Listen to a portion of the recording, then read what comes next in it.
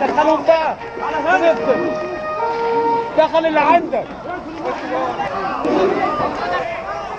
طب خش جوه، طيب خش جوه، خش جوه بقى، خش جوه، خش جوه، خش جوه يا عم، يلا خش جوه.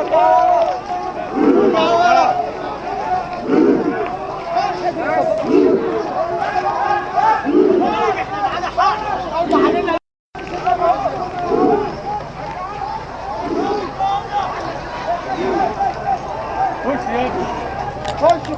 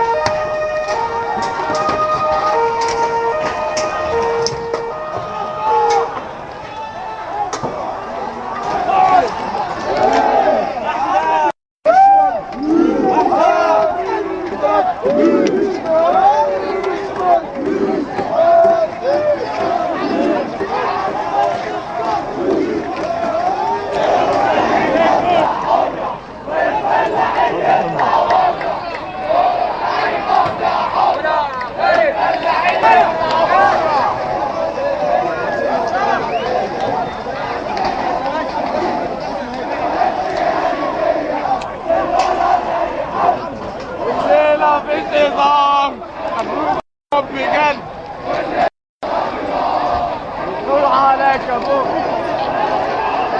ولا بالمسخره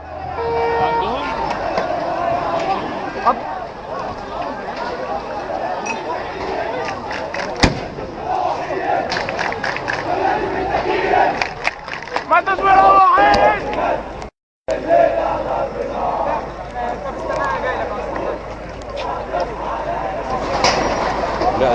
لا العيال بتضرب على الصوت.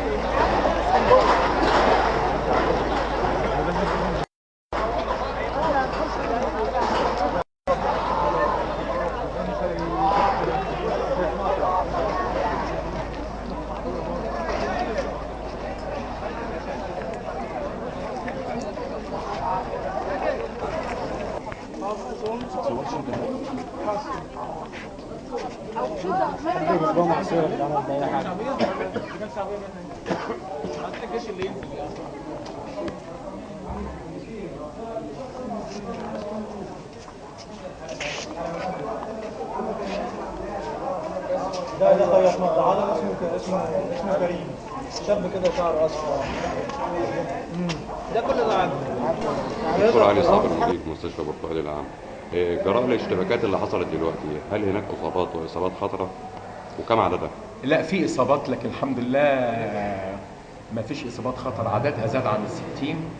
حالتين بس اللي استدعوا الدخول من ال60 دخول المستشفى للملاحظه. حاله منهم كسر في عظام الجمجمه. معلش هو كلمه كسر يعني احنا بنقولها كتشخيص، لكن الحالتين اللي عند حضرتك دلوقتي الحاله اللي هي اللي قلت لحضرتك اللي هي الكسر ده، عملنا له اشعه مقطعيه واكد التشخيص. وحاله ثانيه كسر في اسنان الفك العلوي، وده برضه تحت الملاحظه. بس اعتقد ان ده ممكن ينقل لما الاثنين يا دكتور اصاباتهم من جراء طراشة بالحجاره. ممكن تكون شومه عصايه، لكن ما فيش حاجه حاده بمعنى ان هو سلاح. لا الحالتين اللي تم عمل تذاكر دخول ليهم، ولا الحالات الاخرى فيهم طلق ناري او لا طلق ناري، لا حي ولا خروف ولا اي حاجه. لا والله احنا استعدادنا العادي بعد العمل الرسمي بيبقى استعداد طوارئ، حالات الاستكشاف، حالات الحوادث العاديه، يعني حاله 2 3. لكن لما تلاقي 60 حاله طاقم المستشفى وبالكامل شباب والمنفات اتصلوا بينا وهم كانوا هناك في مسرح الاحداث. ولكن من شويه لسه ناس جايين بيدوروا على المصابين، اللي محتاج منهم اكل، اللي محتاج حد يتصل باهله. ده شيء مشرف طبعا. لكن نقابه التمريض جالي واتصل بالتمريض عشان يجوا يساعدونا، وطبعا انا مرحب بكل هذا طبعا. اخيرا انا يعني هل لو لي الحق ان انا اشكر طاقم المستشفى ابتداء من اصغر عامل الى اكبر استشاري في المستشفى.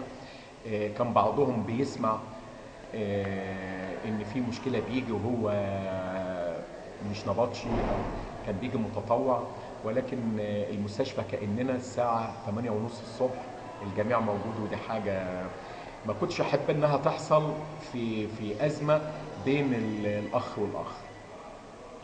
اشكرك يا دكتور. شكرا.